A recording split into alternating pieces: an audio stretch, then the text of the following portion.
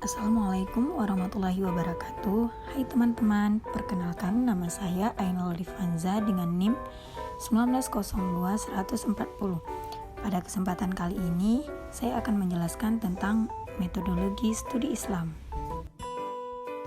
Nah, pada poin yang pertama di sini ada definisi agama, baik itu secara istilah dan secara bahasa. Yang pertama yang akan kita bahas yaitu secara istilah. Pengertian agama di kalangan para ahli juga dibeda-bedakan tergantung dari sudut pandang dan perspektifnya. Yang pertama yang akan kita bahas yaitu menurut Sujono Soekanto, yaitu pengertian agama dibagi menjadi 3 macam. Yang pertama, kepercayaan pada hal-hal yang spiritual. Yang kedua, perangkat kepercayaan dan praktik-praktik spiritual yang dianggap sebagai tujuan tersendiri. Dan yang ketiga, ideologi mengenai hal-hal yang bersifat supranatural. Yang kedua yaitu ada menurut Hedro Puspito, yaitu agama adalah suatu jenis sistem sosial yang dibuat oleh penganut-penganutnya, yang berproses pada kekuatan-kekuatan non-empiris yang dipercayainya, dan didaya gunakan untuk mencapai keselamatan bagi mereka dan masyarakat luas umumnya. Selanjutnya yaitu definisi agama secara bahasa. Secara bahasa, agama berasal dari bahasa Sanskerta, yaitu dari a berarti tidak dan gama berarti kacau. Jadi, agama berarti tidak kacau atau teratur. Dengan demikian, agama adalah aturan yang mengatur manusia agar kehidupannya menjadi teratur dan tidak kacau. Poin B yaitu latar belakang manusia perlu kepada agama. Manusia membutuhkan agama di dalam kehidupannya, yaitu sebagai pegangan hidup baik untuk kehidupan di dunia maupun di akhirat nanti. Agama merupakan sarana untuk mengatasi frustasi karena alam, sosial, moral, dan karena maut. Religi juga merupakan sarana untuk menjaga kesusilaan dan tata tertib masyarakat, karena untuk memuaskan intelektual yang ingin tahu, dan sarana mengatasi ketakutan. Keyakinan beragama mempunyai peranan penting dalam membina moral, karena nilai-nilai moral yang datang dari agama tetap dan bersifat universal apabila dihadapkan pada suatu dilema, bahwa seseorang akan menggunakan pertimbangan-pertimbangan berdasarkan nilai-nilai moral yang datang dari agama. Poin C yaitu pendekatan dalam memahami agama. Ada 7 pendekatan dalam memahami agama, yaitu yang pertama, pendekatan teologis normatif. Pendekatan teologis normatif dalam memahami agama secara harfiah dapat diartikan sebagai upaya memahami agama dengan menggunakan kerangka ilmu ketuhanan yang bertolak dari suatu keyakinan bahwa wujud empirik dari suatu keagamaan dianggap sebagai yang paling benar dibandingkan dengan yang lain. Karena sifat dasarnya yang partikularistik, maka dengan mudah dapat menemukan teologi Kristen Katolik, teologi Kristen Protestan, dan lain-lain. Yang kedua yaitu pendekatan antropologis. Pendekatan antropologis dalam memahami agama dapat diartikan sebagai salah satu upaya memahami agama dengan cara melihat wujud praktik keagamaan yang tumbuh dan berkembang dalam masyarakat. Yang ketiga yaitu pendekatan sosiologis. Sosiologis dapat digunakan dalam memahami agama karena banyak bidang kajian agama yang baru dapat dipahami secara profesional dan tepat apabila menggunakan jasa bantuan dari ilmu sosiologi. Yang keempat yaitu pendekatan filosofis. Berpikir filosofis dapat digunakan dalam memahami ajaran agama dengan maksud agar hikmah, hakikat atau inti dari ajaran agama dapat dimengerti dan dipahami secara seksama. Yang kelima yaitu pendekatan historis. Melalui pendekatan sejarah, seseorang diajak menukik dari alam idealis ke alam yang bersifat empiris dan mendunia. Pendekatan ini amat dibutuhkan dalam memahami agama, karena agama itu sendiri turun dalam situasi yang konkret, bahkan berkaitan dengan kondisi sosial masyarakat.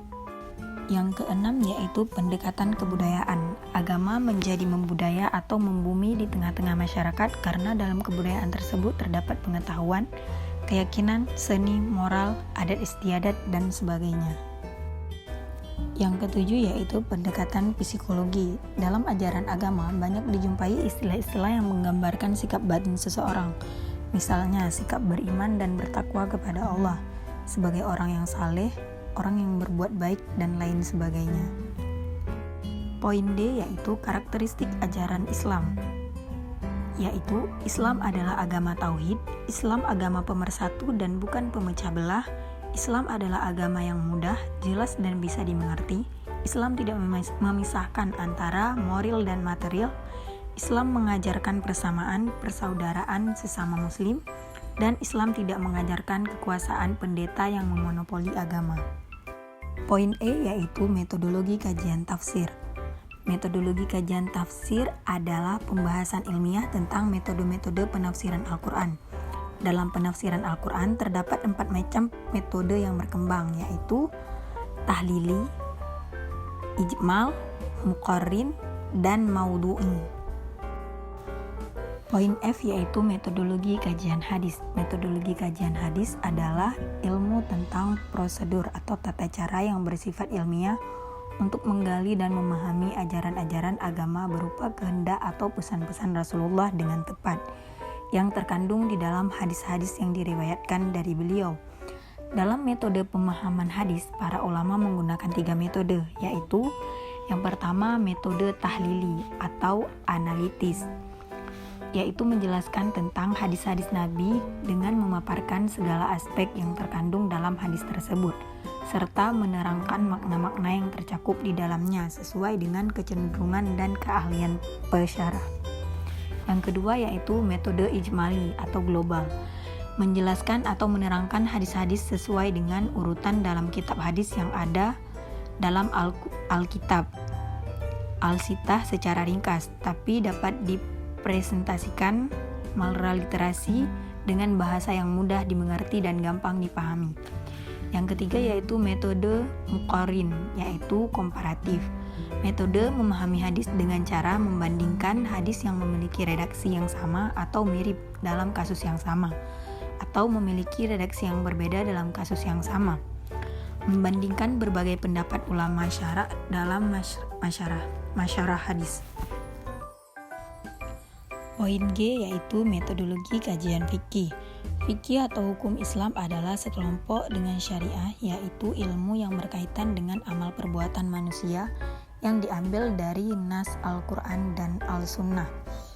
Metodologi studi fikih dibagi menjadi beberapa, yaitu yang pertama penalaran bayani, yaitu proses mencari kejelasan dan pemberian penjelasan, upaya memahami dan komunikasi pemahaman, perolehan makna, dan penyampaian makna. Yang kedua yaitu penalaran taklili, yaitu penalaran yang didasarkan kepada anggapan bahwa ketentuan-ketentuan yang ditetapkan Tuhan untuk mengatur perilaku manusia ada alasan logis atau nilai hukum yang akan dicapai. Yang ketiga penalaran istislahi, yaitu metode penemuan hukum yang kasusnya tidak diatur secara eksplisit dalam Al-Quran dan hadis. Poin H yaitu metodologi kajian pendidikan Islam. Metodologi pendidikan Islam adalah jalan yang dapat ditempuh untuk memudahkan pendidik dalam membentuk pribadi muslim yang berkepribadian Islam dan sesuai dengan ketentuan yang digariskan oleh Al-Quran dan hadis. Metode yang digunakan dalam kajian pendidikan Islam ini yaitu yang pertama ada metode burhani, yaitu suatu metode penelitian atau penemuan ilmu yang mengendalikan kemampuan berpikir logis dengan kaidah-kaidah tertentu. Yang kedua yaitu metode syair, adalah metode penemuan ilmu yang disusun dari muqaddimah yang dapat membangkitkan gairah seseorang. Yang ketiga yaitu metode jadal, metode penemuan ilmu yang disusun dari muqaddimah yang terkenal dan sudah diakui oleh orang banyak. Yang keempat yaitu metode burhan, yaitu penemuan ilmu yang disusun dari muqaddimah yang meyakinkan untuk menghasilkan sesuatu yang diyakinkan. Yang terakhir yaitu metode safsatah, adalah metode penemuan ilmu yang disusun dari muqaddimah wahmiyah atau yakni seakan-akan benar, yang sesungguhnya tidak benar. Poin I yaitu metodologi kajian tasawuf. Metode tasawuf adalah mujahadat dengan bersarana hati, sedangkan tujuannya adalah ingin berada sedekat mungkin dengan Tuhan. Di dalam tasawuf Imam Al-Ghazali terdapat metode-metode yang harus ditempuh oleh seseorang dalam upaya membersihkan hatinya dan mendekatkan dirinya kepada Allah. yaitu taubat, sabar, fakir, zuhud, tawakal, cinta ilahi, dan ridho. Poin J yaitu metodologi kajian sejarah Islam. Metodologi kajian sejarah Islam yaitu ilmu yang mempelajari asal-usul atau kejadian peristiwa di masa lalu tentang kemajuan kebudayaan Islam secara lahir dan batin. Metode yang digunakan dalam kajian sejarah Islam yaitu yang pertama ada metode penggalian sejarah atau historiografi, yaitu untuk menggali data yang valid terkait dengan sejarah. Di dalam metode ini juga diperlukan metode penggali, yaitu seperti metode lisan atau interview, metode observasi, dan metode dokumenter. Yang kedua yaitu metode sejarah. Metode yang digunakan dalam sejarah ini yaitu metode deskriptif, metode komparatif, dan metode analisis sistematis. Sekian atas penjelasan pada hari ini. Terima kasih.